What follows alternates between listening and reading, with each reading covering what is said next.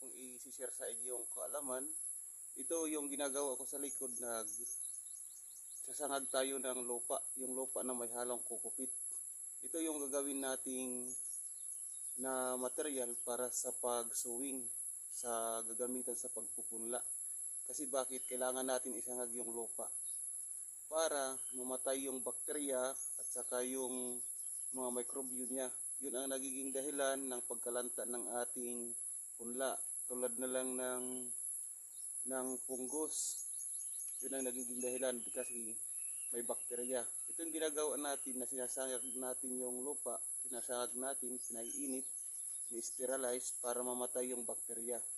Tingnan yung mga idol, ito yung paraan ko para maging safety yung punla. Ito mainit na.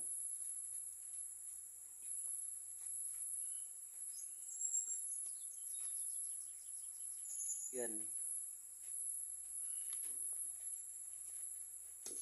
Ayan mga idol, magawa tayo ng material para sa gagawin natin munla. Para safety siya, kailangan natin sangagin. Ayan mga idol, nakita niyo yung pamamaraan ko. Sana mayroon kayong matutunan sa aking paraan sa pagsasaka. Ito ay magandang ideya. Okay, thank you for watching.